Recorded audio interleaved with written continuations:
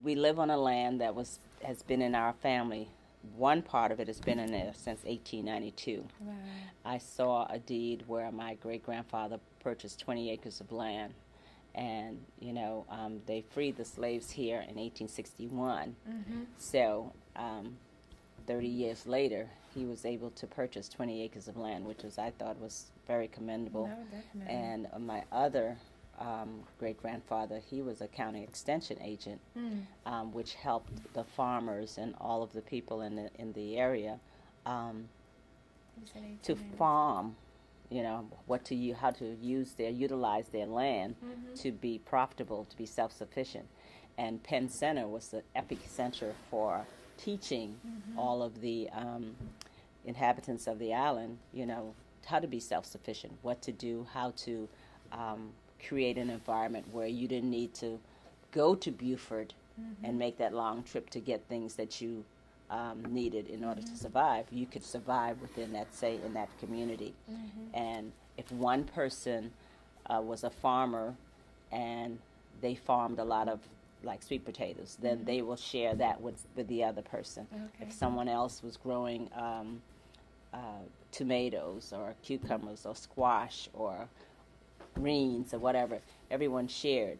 And if this person was raising cattle, whenever he killed a cow, then you'll have a piece of that, or a hog, they'll have a piece of that. So it was communal. Everyone knew, oh, such and such is killing a hog today. So everyone would go to that person's house and early in the morning, and they'll all have their, pieces to take home before they left there. So that family would be fed.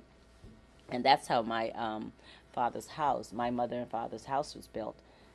All of the family members got together, and they came every Saturday, and piece by piece, they all worked together, putting that house together. My father was a carpenter, and he had brothers and cousins that had different skills, and so they all combined their skills and put it together and made life worth living for everyone without much hardship on one person.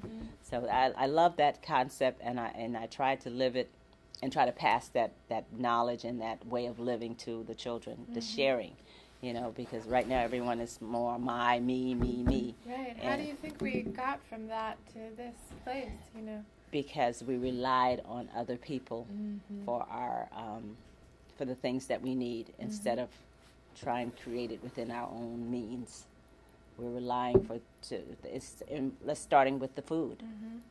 Once we stopped growing our own food, we relied on the grocery stores for everything instead of the garden, the farms, and the dirt that is that we walk on every day.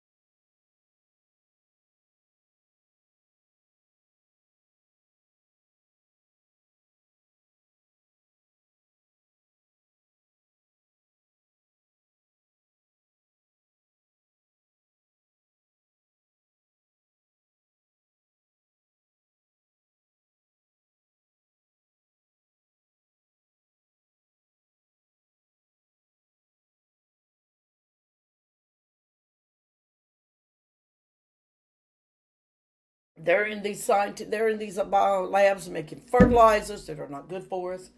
They're making the land sick. They're making the people sick. They're making the animal life sick. They're making the plant life sick. I mean, my thing is, let's clean it up. The Native Americans can show them how. They talk about when you can't grow. You can take a small portion of land, and it will surprise you the yield it would give. But they want bigger fields. They want to take over. Well, at one time, but they just wanted governments to run these farms is the way I saw it going. And they see that didn't work. Now they're coming back to the small farmers. And they're using up the land, and the land's not going to produce the kind of food that we need for human consumption or animal consumption. because it's not going to have the same nutrients and vitamins because you're overworking the land.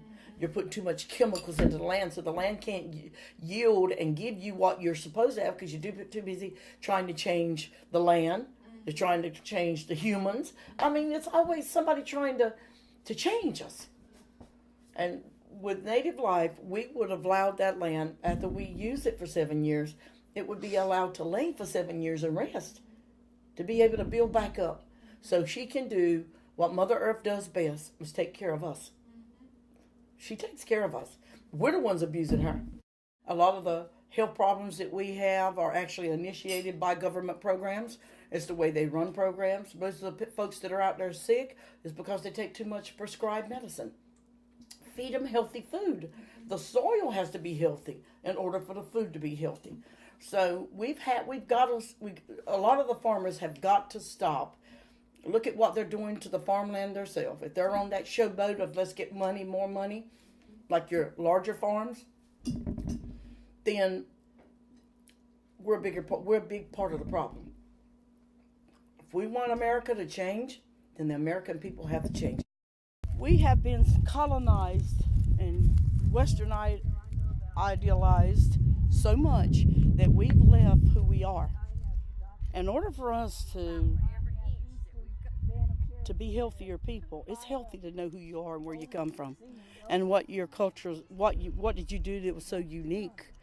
That uniqueness is here, but we've got to revitalize it. All cultures, especially African Americans and Native Americans and Hispanics who have walked away from their world and to walk into someone else's world and forget where they come from. Then the children don't know where they come from. There's no storytelling. There's no pride in good things like food. Food is a good thing to have pride in.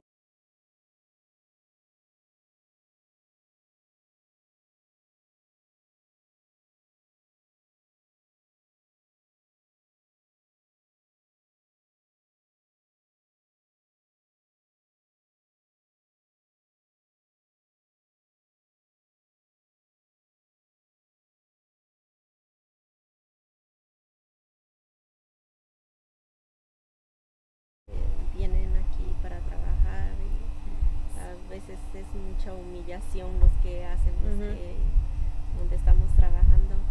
So yeah, it's a lot of us come here, and it's a lot of humiliation sometimes for people that come. Y a veces nosotros, o sea, nos dejamos para poder seguir trabajando, pero nunca pensamos hacerlo nosotros propios. Yeah, so because of that reason, like a lot of no one even thinks about doing their own, because they feel kind of degraded by the work. So it's A veces uno por el dinero no puede uno hacer lo propio porque eso hace falta dinero también. Pero a veces no hay mucha comunicación con la pareja o qué podemos hacer uno y qué podemos hacer otro. Pero en este caso a lo mejor. Pero dos segundos. So sometimes it's definitely a lack of money because it takes capital to start up, it takes money to start up. Sometimes it's a lack of communication between the couple about what can we do or what do we want to do. Pero a veces nos da un golpe para poder hacer algo, o no sé, pero eso es lo que yo pienso. Sometimes we get a knock and we get called to do something. That's what I think. That's powerful. Tal vez si mi hijo no se ha enfermado o no nos ha pasado cosas, a lo mejor no hubiera empezado esto, pero Yeah, so who knows? Maybe if my son hadn't gotten sick or if other things hadn't happened, maybe I never would have started this. That was the knock for you, yeah. Eso fue el golpe para ti. Sí, eso es. Y lo que estoy pensando hacer ahora, primero quiero establecer bien, entonces poder ayudar a los demás que tienen el mismo problema que yo tuve. So my idea has been to get myself established first, and then to be able to help other people that pass through the same problem. Yeah.